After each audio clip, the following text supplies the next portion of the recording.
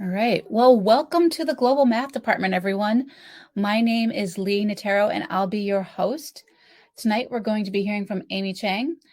Before we begin our session, I'd like to tell you a little bit more about the Global Math Department.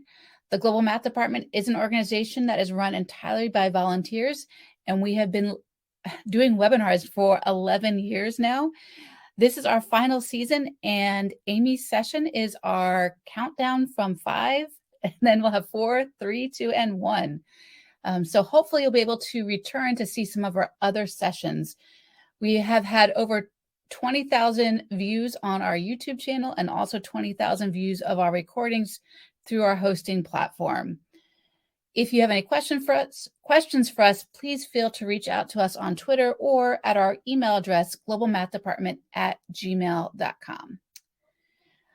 But before I introduce our speaker, I'd like to explain how our webinars work. Our webinars are recorded and are available about 24 hours after the meeting ends. To view the recording, you can use the same link you used to get here tonight. The Global Math Department community prides itself on being friendly and supportive. The chat room is available for topical and general conversation throughout the meeting. And if the chatter gets busy, I'll be sure to catch your questions for our presenter.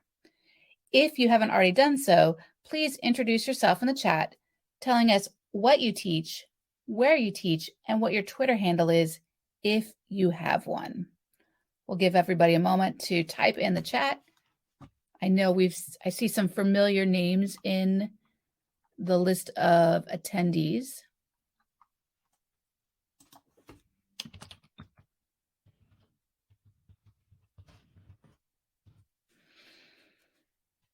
Our webinar speaker is Amy. Amy will be sharing on the topic street data from implementing building thinking classrooms in middle school. Amy Chang has been a math coach for the past 12 years and currently serves as a PK-12 coach for the Mohawk Trail Regional School District in Western Massachusetts. Since 2015, Amy has served as an adjunct instructor for the Mathematics Leadership Master's Program at Mount Holyoke College. In all the work, Amy hopes to empower teachers to advance student thinking and to make systemic transformations that enable all students to experience joy and confidence in mathematics. In their free time, Amy loves to rock climb, hike, and hang out with their 3 children, Olive, Levi, and Ezra. And I'm going to turn the presentation over to Amy. Thank you so much, Lee. I'm so excited to see all these people arriving in chat. Welcome. I'm seeing a bunch of middle school folks, middle and high school folks. So I'm hopeful that this will be helpful for the work that you're doing as well. So I'm Amy Chang, and I also have, you'll notice I have another name on my presentation, which is Laura Rubinaccio, who is the 7th grade math teacher who has done almost all of the work as part of this project. She's not able to present here with me tonight, but she's going to be one of our main topics, our sources of information as we go through this. So here's where I'd like to start. I'd like to bring you to Mohawk Trail Regional School. This is our middle high school. We are out in rural Western Massachusetts. The school district encompasses 9 towns. The entire district pre-K to 12 is about 750 students. It's more than 90% white students and about 60% low income. And it is just like an absolutely stunning place to be. I grabbed this photo from the fall of just the foliage. So you could kind of just imagine where we are out in Western Mass. And now I would like to welcome you into Laura's classroom. This is Laura's 7th grade math class, and the students are actually working on a task in this image. And if you look, this is the view from the windowsill where Laura will often sit once she launches a task. Amy, for some reason, there is no image there. There we go. Now we can see it. Okay, this happened last time too. Interesting. Okay. A little bit laggy. So you've got the classroom now. Lee, thank you. And do let me know if that happens again. So straight across from the windowsill, you see that wall of cabinets. And on that cabinet is where Laura will post a task. So when students come in, they gather around that cabinet. She sends them off to these boards where you can see very small at the top of those boards. They each have a number attached to them that helps students know where they're headed to. So just a little glimpse of that classroom to bring you in.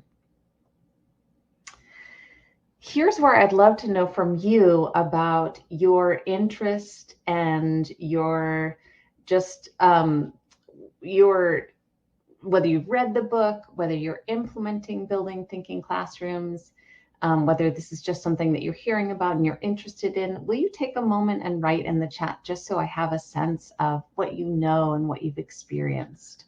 Did you read the book? Are you implementing? What do you want to learn about?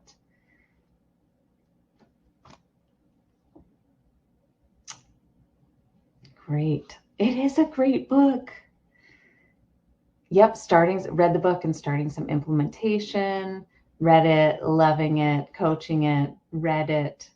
Book study, great. Just got the copy, yes. So, and some people are implementing some parts.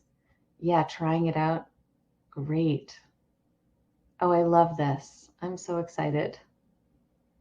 Yeah, so lots of folks who have been playing around. We have like a variety of implementation and who have read it. Great. Okay. Oh, hi, Sarah Hobson.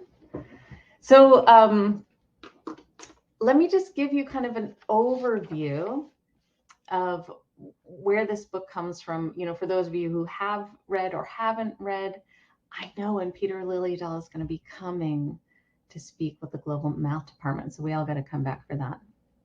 So this book comes out of 14 years of research with hundreds of pre-K to 12 classroom teachers. And Liljedahl started doing some classroom observations and noticed that in many classrooms, some students were thinking and trying things on their own, but many more were mimicking, were stalling, were faking, just sort of holding on to time, but not actively doing the learning that we would hope that they're doing. And what Liljedahl started to think about was that much of how classrooms look and much of what happens in classrooms hasn't changed in forever. You know, the classrooms look very much the same with a teacher up at the front of the class and students kind of copying or just kind of being passive recipients of knowledge.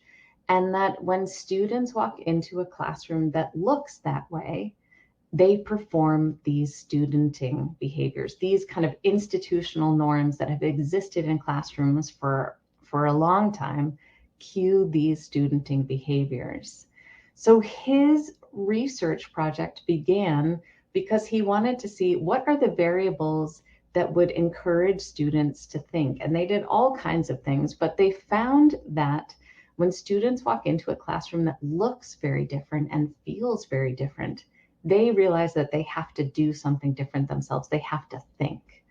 So by doing all of these various experiments, he from this research emerged these collection of 14 optimal pedagogical moves that offer a framework for which teachers can build their thinking classroom. So here is a quote from him. I always say that my book has stories and data in it, but those are my stories and my data. The real data, the real stories that are going to impact your practice, that are going to sustain your practice, are the stories and the data that happen in your own classroom. So give it a try and see what happens. And that's what I have for you today. Two things. I have some of mine and Laura's story to share with you, and I also some encouragement for you to give it a try and see what happens for you. So we are going to, later on in this session, we're going to look at some student reflections. And I want to share 3 of them with you now. Laura really wanted to know, what is this experience like for her students? So she sat down individually with a bunch of her students and asked them a little bit about their math learning story. Like, what has math been like for you? What has been challenging? Where are your successes? And then asked them to share a little bit about their experience with thinking classrooms. So she recorded, typed down their responses as they shared them with her. And what she did was she went back and had three of her students record their voices. And so they're reading back their own words. And I'd like to share those with you now. I'm going to play them and hope that they come through on the mic. And if it doesn't work, Lee, would you mind just letting me know if you can't hear these? I'm going to make sure that my volume is up. Okay.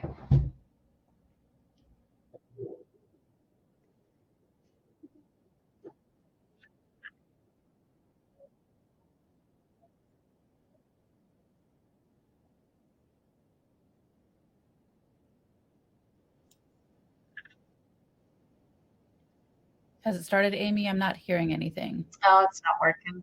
Okay. All right. So it's not picking up through the mic? No. Does not seem to be. Sorry about that. Okay, that's okay. We'll read them later. All right. So let me just bring you into Laura's journey, which actually I saw a few chat messages go by that were kind of similar to this. Last year, Laura and I read Building Thinking Classrooms together in a book group. And we started just experimenting with some non-curricular tasks once or twice a week. I would come into a room, we would launch one together during her first period class, and then she would carry them through.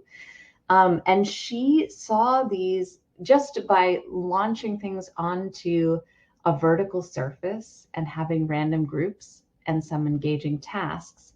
She saw some dramatically different behaviors than when students were working on paper and pencil. They would just be highly engaged and motivated up on the board. And then she described it as this bubble, and the bubble would kind of burst once they went back to working on paper. So Laura felt really committed to implementing some more this year. So this year, she has really gone for it. She's starting her class with good tasks, either curricular or non-curricular. She's giving her tasks early in the class and standing, and she's giving those directions verbally. These are some of those 14 practices that Lily Adal describes. She's forming visibly random groups. She's using these vertical surfaces. She has these gorgeous whiteboards. She's answering keep thinking questions. She's using hints and extensions to keep kids in the zone. And she's evaluating what she values. I'm going to tell you a little bit more about these in a moment, but just wanted to give you, because I saw in this list, many people are kind of partially implementing, not all, it's a huge undertaking to get it all there, but these are the parts, these are the elements that are part of Laura's thinking classroom right now.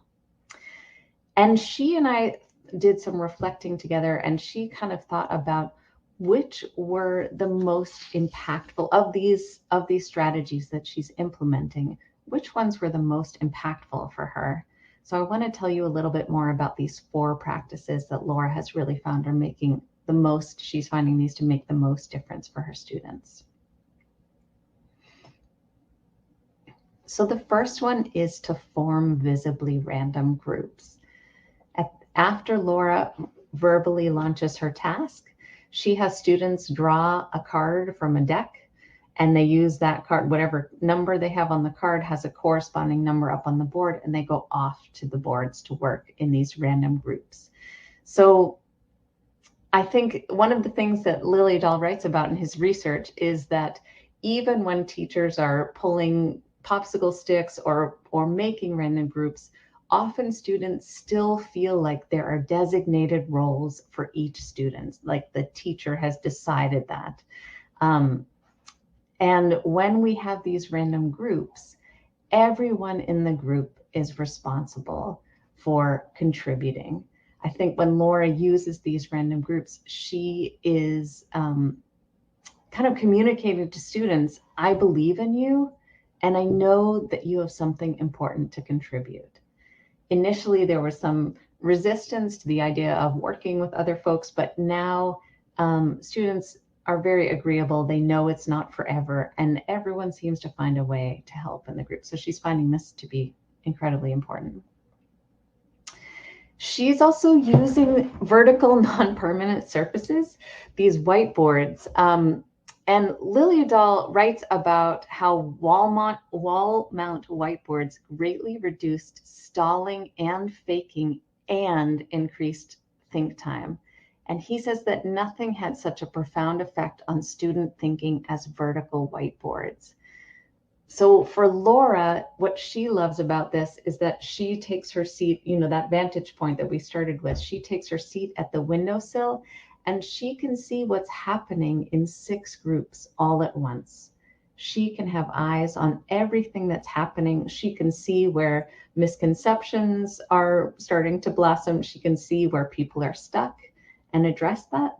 So for her, she feels like those vertical surfaces are a wonderful way to keep an eye on the class. And for the students, she's finding that the fact that you can erase kind of reduces risk. She's finding that standing and being in these groups reduces anonymity. Students can't hide. You can't stall and fake as easily when you're right out there. And that their verbal communication increases too, because they don't have paper to write on, they're not seated, they have there's some like nonverbal communication and verbal communication that are happening up at these surfaces. She also is finding it really important to answer only keep thinking questions. So Liliadol identifies stop thinking questions and keep thinking questions. And stop thinking questions are the one that you hear like 55 times a day in math class. Am I right? Or is this on the test? Versus a keep thinking question like, will this always work? So Laura will always answer any questions that are clarifying, but she won't answer any stop thinking questions. Is this on the test? Am I right? Her students, in fact, have stopped asking those questions of her. And Laura has sort of worked out a system for herself where she thinks like, when she hears a question, is this somebody asking for more work or less work, more thinking or less thinking? And if it's more thinking, she's going to just jump in and support. The other thing that she's doing is answering clarification, and she's offering hints as needed to students. Liliadol talks about flow and maintaining flow, which is this like great space in between boredom and frustration where the challenge is just right and students can kind of bounce back and forth with tasks that are just at their level. So she's able to do that too through questioning. And finally, Laura has made 40% of her students' grades from their self-assessments and her assessments on collaboration, perseverance, and risk-taking. So these are 3 competencies that Liliadol identifies as being really critical in a thinking classroom. And the way that she did this was she worked with students, they watched some short videos, and they themselves set up criteria for each of these, collaboration, perseverance, and risk-taking, to describe what it does not look like and what it does look like. So this board is in her classroom, and I want to give you a closer look at what part of one of these self-assessments looks like. So here is one of the rubrics, one of the self-assessments that Laura has given to her students. This is the part about collaboration. And all of these does not look like and looks like criteria have come directly from her students. And she's got this great long line. So instead of having to develop a rubric where we're kind of wordsmithing every little step of the way, students can just rate themselves on this open scale. Am I excluding folks, or am I including? Where do I fall on this trajectory? So Laura has these posted. When she sits at the windowsill taking observations, she will connect with students if her assessments and the students' self-assessments don't match. But the beauty of this being 40% of students' grades is that if you've got somebody who's going to take over in a group, that person can say, we got it, we figured it out. And Laura will say, well, how was your collaboration? Did you work together? Even if you have all of the content mastered in 7th grade math, if you're not collaborating and you're not persevering and you're not risk taking, your grade's gonna reflect that. The beauty of this is, unfortunately, some of this motivation is driven by grades, but what has started to happen naturally is that students are really just exhibiting these behaviors. Laura has made it really clear that this is something that is very important in this class. They talk about it often, and that is a large portion of their grade. But what happens now is that students are doing this naturally. So that's been so exciting to see.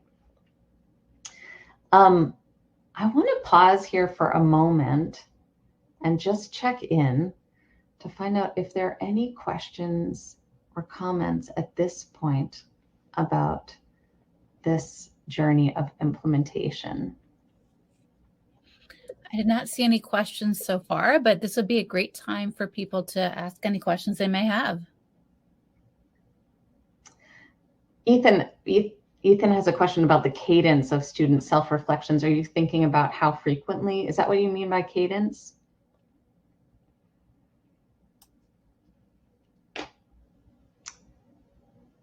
Right, weekly, yes. So they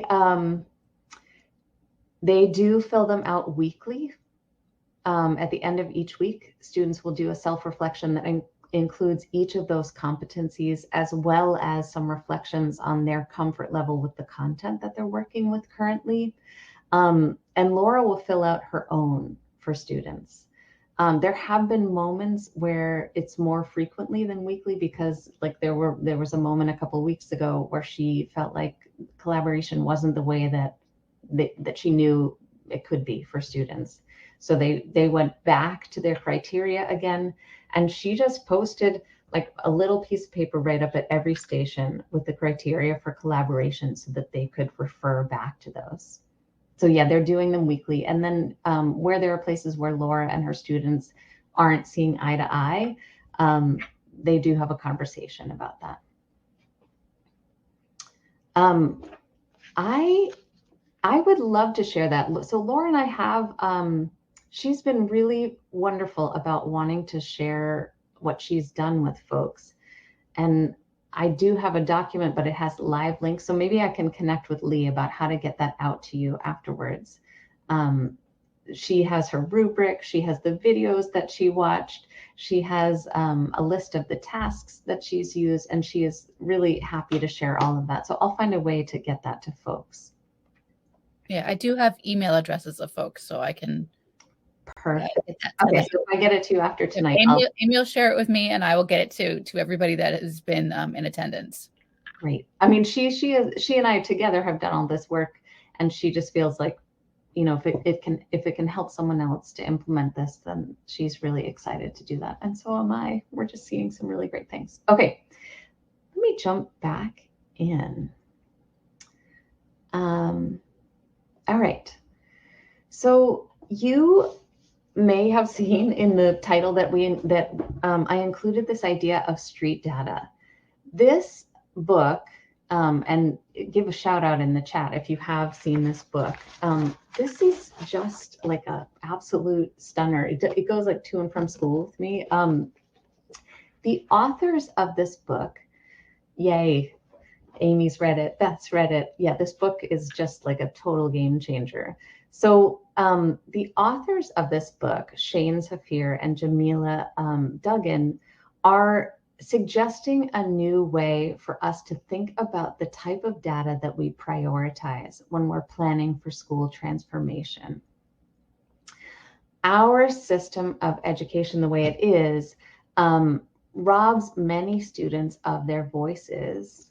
It marginalizes their brilliance, and it prioritizes like incremental improvement over learning and transformation. Like I'm thinking about, and I imagine this is many of your experience as well, these kind of like, okay, now we're going to do the training about this and we can check that off. And now we're going to do the training about this and we'll have learning targets and check that off. And that sort of incremental experience versus real transformation of the system itself. So they suggest prioritizing street data, which I'll define for you in a moment, and also looking towards the margins and centering those voices. So we choose the margins, flipping the dashboard upside down to center the experiences of those who matter most, not policymakers, certainly not test makers, but the families, students, and educators who breathe life into learning.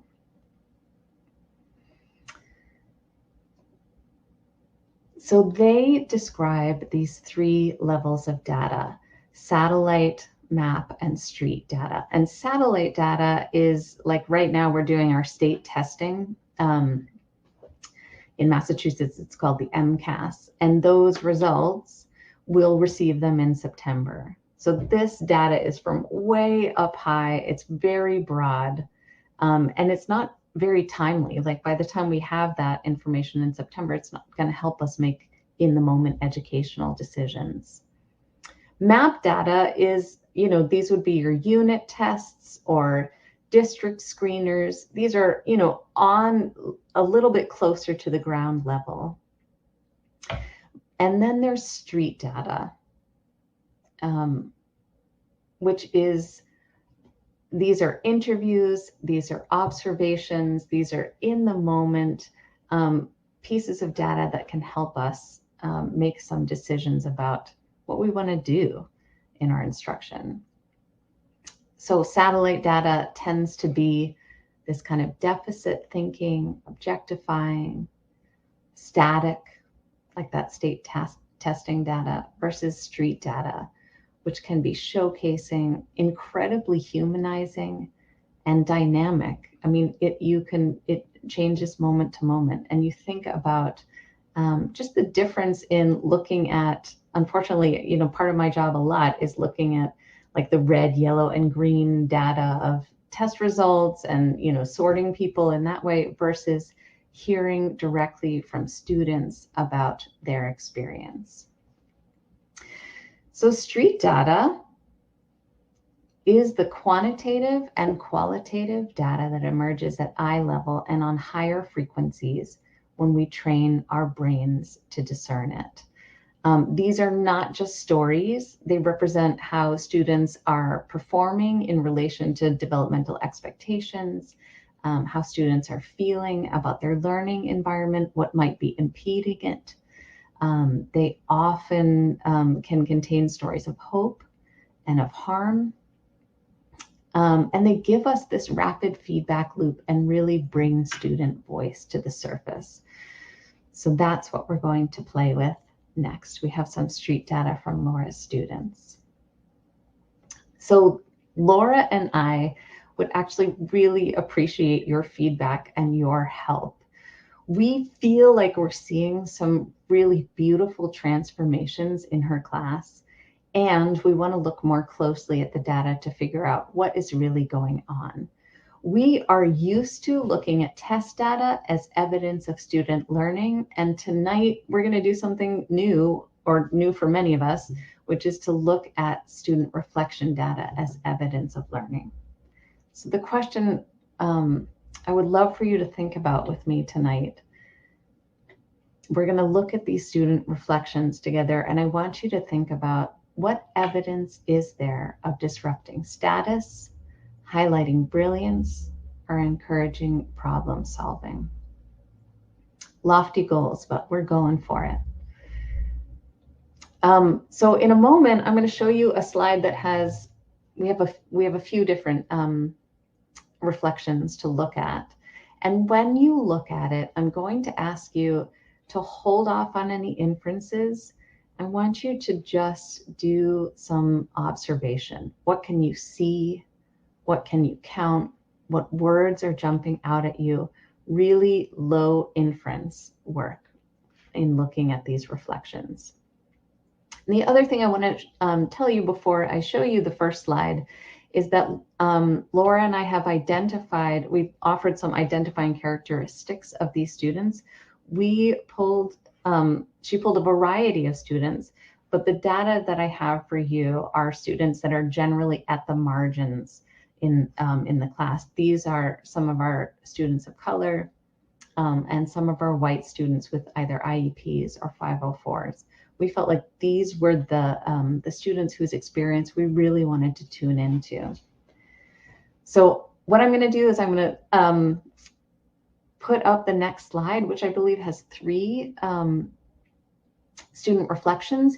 You can also look at the handout, which has the complete set of all of the students that were interviewed. It's got, I believe, 20 different students. But let's start with this one. So feel free to look at the handout if you'd like. And let's focus on this one together. And I want you to take a couple moments to take it in. And then as you're noticing, as you're making some observations, please go ahead and type those in the chat.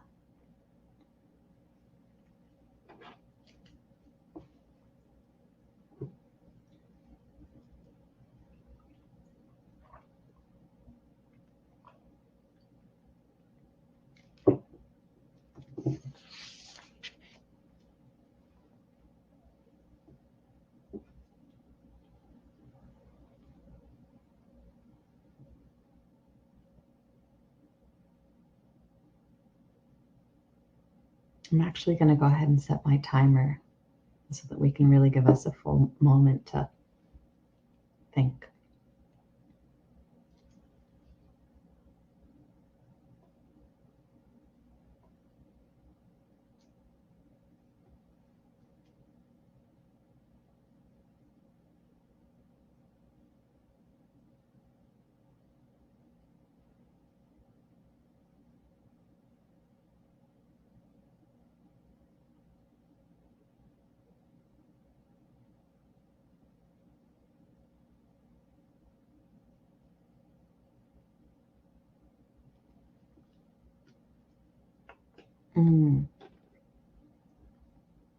So Mary's noticing that all 3 of them mentioned thinking and strategies they use when they're stuck,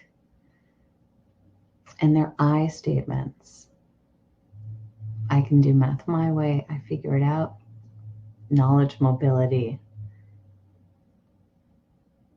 Hobson, say a little more. Sarah, say a little more about what in this, where you see knowledge mobility. Yes. They seem to like math and are feeling successful. They don't mind being challenged. They like to think about it so they understand. Look around and get ideas and helping with learning. Got it. Yeah, looking around. That is this idea that is one of the core ideas in building thinking classrooms is the idea of knowledge mobility, that the teacher isn't the only source of knowledge, that there are multiple sources of knowledge that you can see up on those boards. Yep, seeing peers as a resource that can move their own learning forward. Yeah, mobility, yeah, it says that there's a shift in mathematical authority. Yes, in order to pull this off successfully, I think there is some sharing of power that needs to happen. A focus on understanding rather than getting the right answer and moving on. Yeah.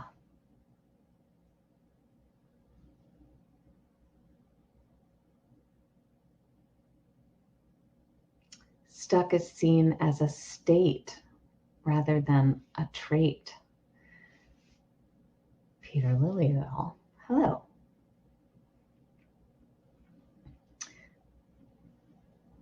Let me show you another set. Let's look at another set together. And I'm going to just remind you and encourage you. Everything is really exciting that's happening in the chat. And if you can stick to just what you can observe, what are the words that you see? How many times do you see them appear? What is popping out for you? So here's one more set for us to look at.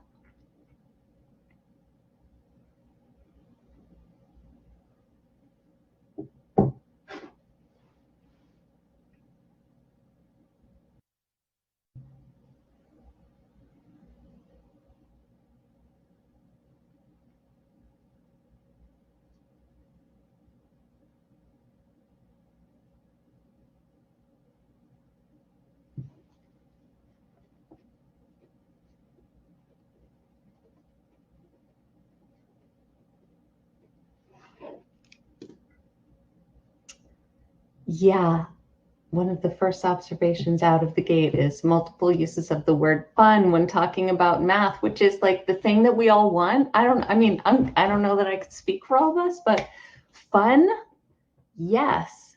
Thinking, absolutely.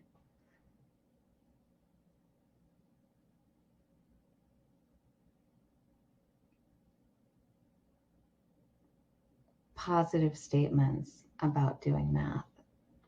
Absolutely.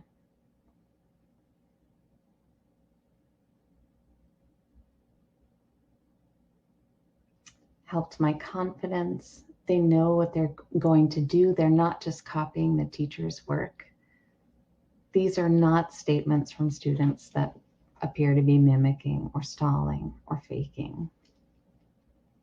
Right. Fun, I know, fun and difficult coexisting. Like that is that flow zone where you're in the just right place, where something difficult can also be fun. Yeah, and nice, right? And we don't have to carry around the math book anymore. I don't know when that ever happened, but apparently that was somebody's experience before. Let me show you one last slide. Yeah, I try. Absolutely. Yep. Let me show you one more slide. As I mentioned in the beginning, we have a very small population of students of color, which makes it, in my mind, much more important to look towards their experiences. So take one more look here. Are there any differences that you're observing?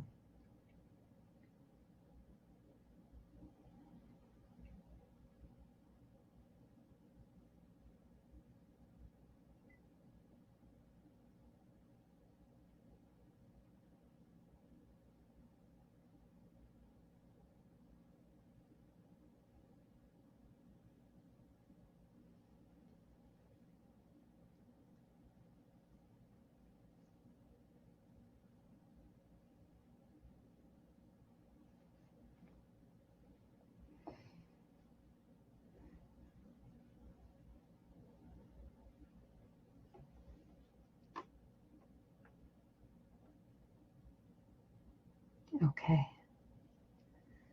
You're still more than enjoyment of collaboration. Thank you all for writing in the chat.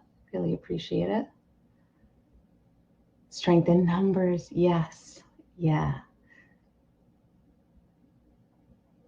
Working with people I don't normally work with. Absolutely. And standing and moving. Beautiful.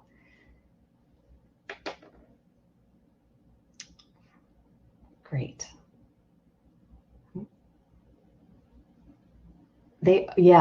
Lots of mentions of being stuck in all of these, but in these two reflections too, being stuck is okay. That's part of the deal. You know, I think often about when you work on a jigsaw puzzle, and if you don't get your piece right the first time, you don't just like slam it down and be like, I'm just not good at puzzles. you turn it around, you try again, you try a different piece. And I hear some of that in these student reflections. Yeah, stuck is expected and it's cool to work through. Absolutely. No mention of stopping thinking. No one is giving up. Yeah. Well, they know Laura isn't going to answer if they ask, am I right? Or is this on the test? All right. Well, let me share a couple of things with you, and feel free to continue to write in the chat. It is lovely to get to interact with all of you. Laura and I had a chance to look at these data with a set of educators from across the state last week at a conference. And we had some observations about our question, some of the original question that we started with, that folks had highlighted for us that were really helpful. We were thinking about this idea of encouraging problem solving, and you all mentioned a lot about this, these phrases like, we can figure it out, I'm going to think about it, I'm going to find a new solution, I'm going to ask around or look around.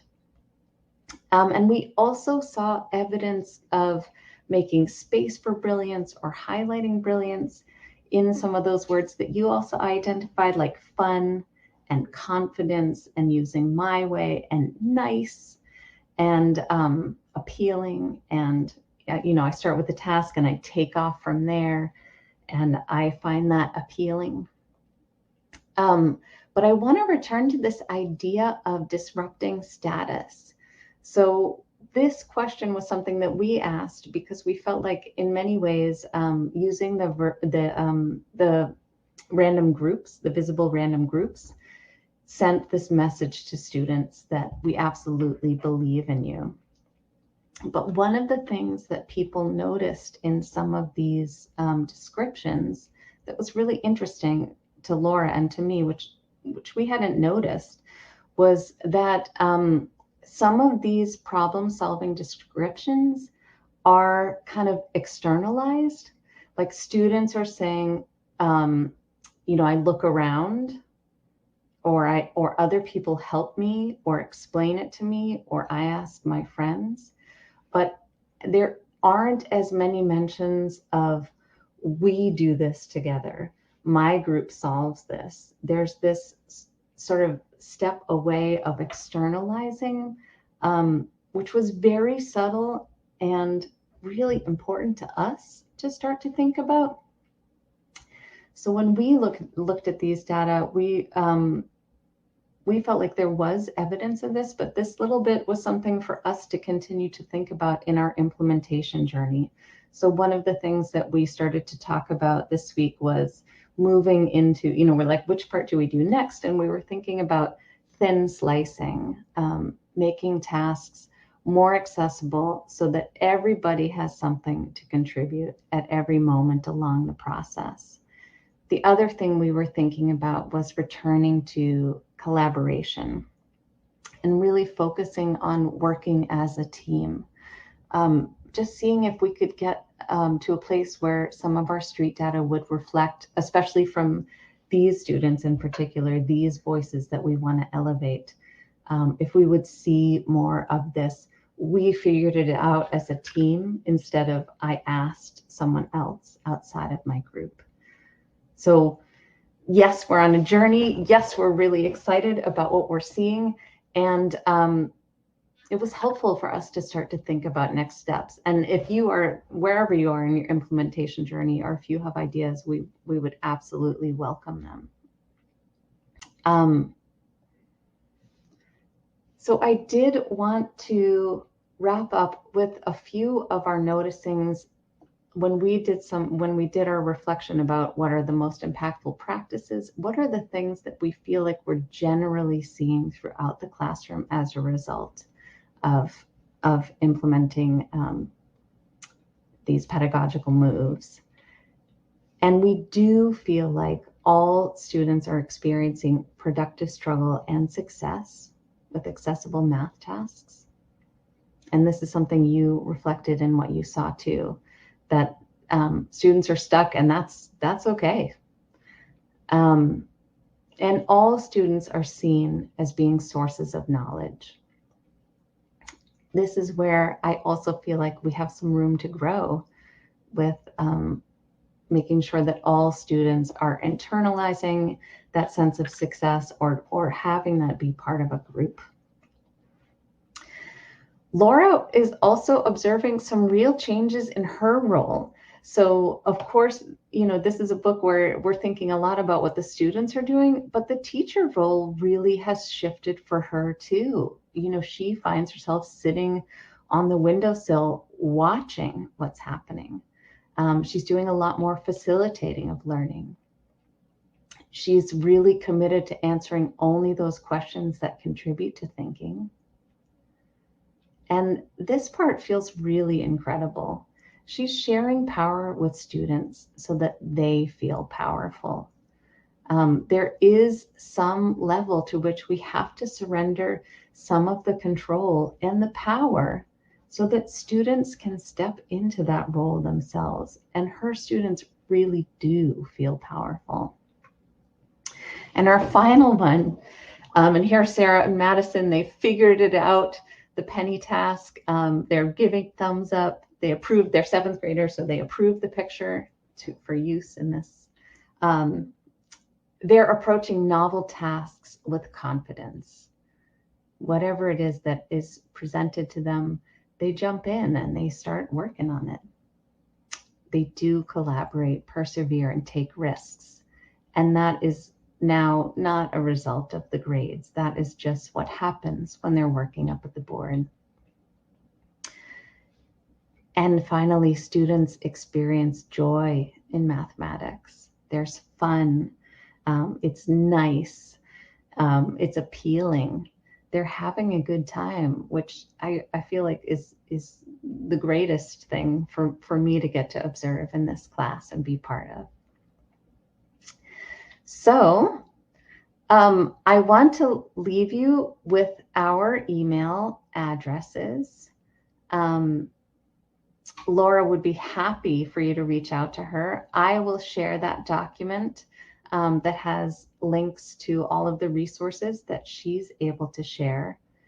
Our journey is not over, but we are super excited about where it's going so far, and looking forward to continuing to look at our street data to see where we are in our transformation. So I want to thank you all for coming to look at this with me tonight. And if you have any questions, feel free to type them in. I didn't notice any other questions, but there are emojis above or below Amy's picture. So feel free to click on any emoji there that you might feel like expresses your view about attending this session. Thank you all so much for coming. And we thank all of you for being in attendance tonight. Oh, there is a question from Zach. Zach, let's see. Oh, there it is. Have you had any experience or suggestions for implementing any of these ideas online? Ooh, thank you so much, Peter. That means so much to me. Thank you. That is, no, I don't have any experience yet with implementing these ideas online. Actually, a teeny bit from the book club where we are doing random groups. So a group of us are reading this book together. We are doing random grouping, visible random grouping. Zoom will do that for breakout rooms, and having folks work on a whiteboard together. So they start the task together with a whiteboard in their breakout rooms. It's just a start, but I would be curious to know more about that. Debbie pointed out that Peter has a follow-up book that does offer suggestions for online and hybrid classes. So there was a follow-up book to the original Building Thinking Classrooms. So that might be helpful, Zach.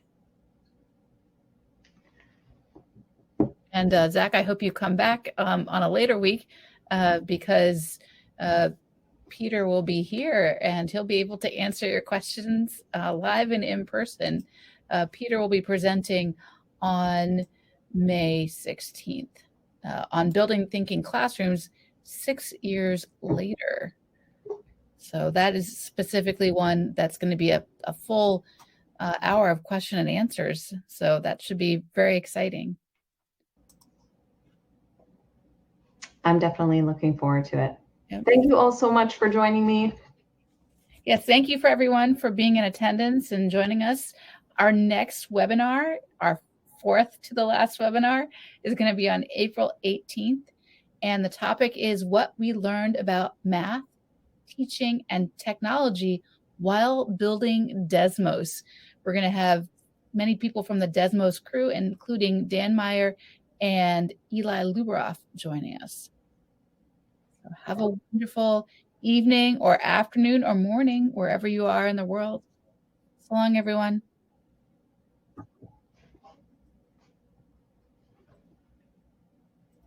All right, so the recording is